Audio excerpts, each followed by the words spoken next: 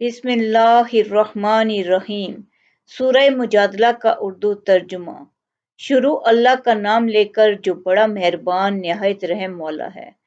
اے پیغمبر صلی اللہ علیہ وآلہ وسلم، جو عورت تم سے اپنے شوہر کے بارے میں بحث و جدال کرتی اور اللہ سے شکایت رنج و ملال کرتی تھی، اللہ نے اس کی التجا سن لی اور اللہ تم دونوں کی گفتگو سن رہا تھا۔ کچھ شک نہیں کہ اللہ سنتا ہے، دیکھتا ہے۔ جو لوگ تم میں سے اپنی عورتوں کو ماں کہہ دیتے ہیں، وہ ان کی مائیں نہیں ہو جاتیں۔ ان کی مائیں تو وہی ہیں جن کے بطن سے وہ پیدا ہوئے۔ بے شک وہ نامعقول اور جھوٹی بات کہتے ہیں، اور اللہ بڑا معاف کرنے والا ہے، بخشنے والا ہے۔ اور جو لوگ اپنی بیویوں کو ماں کہہ بیٹھیں، پھر اپنے قول سے رجوع کر لیں تو ان کو قربت سے پہلے ایک غلام آزاد کرنا ضرور ہے۔ مومنو، اس حکم سے تم کو نصیحت کی جاتی ہے، اور جو کچھ تم کرتے ہو اللہ اس سے خبردار ہے۔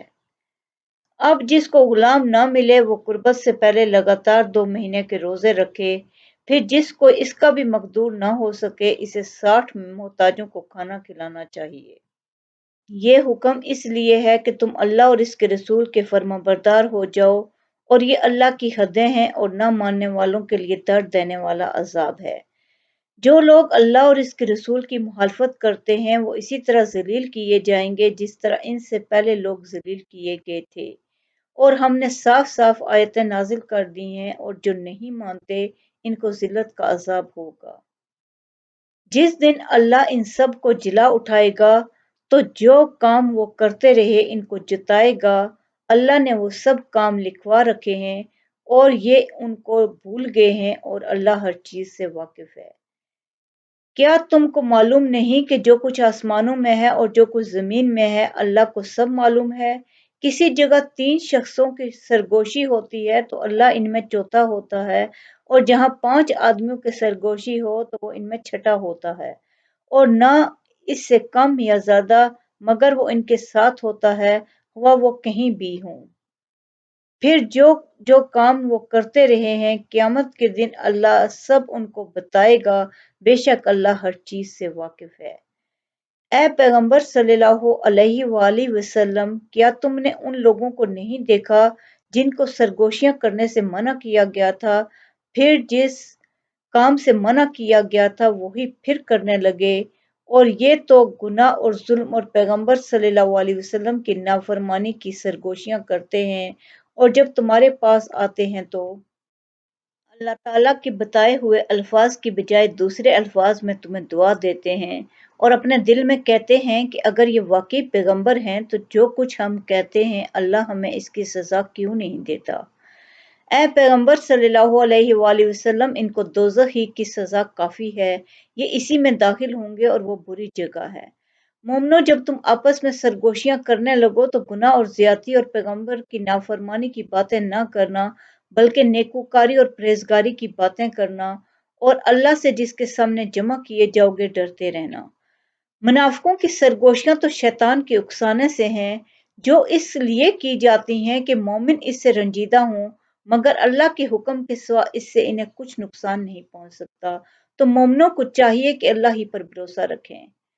مومنو، جب تم سے کہا جائے کہ مجلس میں کھل کر بیٹھو تو کھل کر بیٹھا کرو، اللہ تم کو کشادگی بخشے گا، اور جب کہا جائے کہ اٹھ کھڑے ہو تو اٹھ کھڑے ہوا کرو۔ جو لوگ تم میں سے ایمان لائے ہیں اور جن کو علم عطا کیا گیا ہے، اللہ ان کے درجے بلند کرے گا، اور اللہ تمہارے سب کاموں سے واقف ہے۔ مومنو، جب تم پیغمبر کے کان میں کوئی بات کہو تو بات کہنے سے پہلے مساکین کو کچھ خیرات کر دیا کرو، یہ تمہارے لیے بہت بہتر اور پاکیزگی کی بات ہے، اور اگر خیرات تم کو میسر نہ آئے تو اللہ بخشنے والا مہربان ہے۔ کیا تم اس سے کہ پیغمبر کے کان میں کوئی بات کہنے سے پہلے خیرات کرو ڈر گئے؟ پھر جب تم نے ایسا نہ کیا اور اللہ نے تمہیں معاف کر دیا تو نماز قائم کرتے رہو اور زکوٰۃ دیتے رہو، اور اللہ اور اس کے رسول صلی اللہ علیہ وآلہ وسلم کی فرمانبرداری کرتے رہو، اور جو کچھ تم کرتے ہو اللہ اس سے خبردار ہے۔